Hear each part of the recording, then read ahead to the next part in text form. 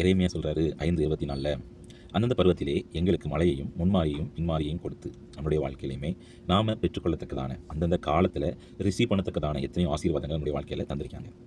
அதாவது படிக்க வேண்டிய காலங்களில் படித்து, வேலைக்கு போக வேண்டிய காலங்களில் வேலைக்கு போய், நம்மளுடைய வாழ்க்கையில் அடுத்த கட்டத்துக்கு நம்முடைய திருமண வாழ்க்கையாக இருக்கட்டும், நம்முடைய குழந்தை பாக்கியங்களாக இருக்கட்டும், எல்லாத்தையுமே அறுவடை செய்யும்படியாக கர்த்தர் நமக்கு தந்திருப்பார்.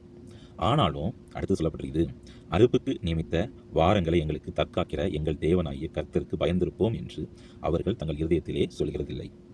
கர்த்தருடைய பிரதான கிருபையில் நம்முடைய வாழ்க்கை நெறிமுறை ஆசீர்வாதமாக இருக்கிறாங்க. ஆனாலும் நாம் கர்த்தருக்கு பயப்படாமல், கர்த்தருக்கு பயந்து நம்முடைய வாழ்க்கை செல்வ செழிப்பு நிமித்தமாகவே நம்ம விரும்புகிற காரியங்களை செய்து, அதாவது நம்மளுக்கு விருப்பமான காரியமாக இருக்கும், கர்த்தர் இருக்கிற காரியமாக இருக்கும். ஆனாலும் நம்ம நல்லா இருக்கிற விதமாக அதெல்லாம் சிந்திக்காதபடி நம்ம விரும்புகிற காரியத்தை செய்கிறது, நம்ம விரும்புகிற வழியில் போகிறது.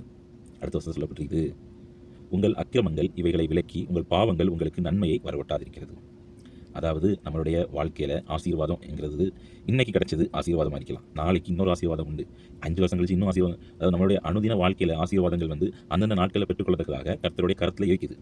நம்ம ஒரு காரியத்தை பெற்றுக்கொண்ட பிற்பாடு நம்ம வாழ்க்கையை நம்ம வாழ்ந்துட்டு வைங்க, மீதமுள்ள வாழ்க்கைக்கு உள்ள அந்த ஆசீர்வாதத்தை நம்ம பெற்றுக்கொள்ள நம்ம வாழ்ந்து கொண்டிருக்கிற வாழ்க்கையை தடையாரிக்குமா? நம்ம செய்கிற காரியங்கள், நம்மளுடைய பாவங்கள், நம்முடைய மீறுதல்லை. ஒரு ஆசீர்வாதம் பெற்றுட்டேன், நான் நல்ல சேவ் சொல்லுக்கு போயிட்டேன், நான் நினச்ச மாதிரி வாழலாம், நினச்ச மாதிரி காரியங்களை செய்யலாம், நினச்ச மாதிரி எல்லாம் நான் விரும்புகிற காரியங்கள்லாம் செய்யலாம், அது ஆண்டுக்கு விருப்பமோ விருப்பம் இல்லையா அதெல்லாம் நான் பார்க்க மாட்டேன், நான் விரும்புகிற காரியங்கள்லாம் செய்து நான் என்னுடைய வாழ்க்கையில் வாழ்ந்துட்டு இருக்கலாம். ஆனால் அதற்கு பிற்பாடு நம்ம கர்த்தர் உருவாக்கி ஆசீர்வாதத்தை பெற்றுக்கொள்ள முடியாதான்? அதுக்கு நம்முடைய பாவமே தடையாக இருக்குமா? அதனால கர்த்தருக்கு பயந்திருப்போமானால், கர்த்தர் சொல்கிற காரியங்களை கேட்டு வாழ்வோமானால், ஏற்ற காலத்தில், அதாவது அந்தந்த பருவத்தில் நமக்கான மழையும் முன்மாரியும் பின்மாரியும் நடக்க கர்த்தர் கிருபை பாராட்டுவார். கர்த்தருக்குள் அடங்கியிருப்போம், கர்த்தருக்கு பயந்து இருப்போம், அவர் நம்மை கொடுத்து காரியங்களை பெற்றுக்கொள்ள, அந்தந்த காலத்தில் பெற்றுக்கொள்ள தகுதியாக இருப்போம். ஆமென்.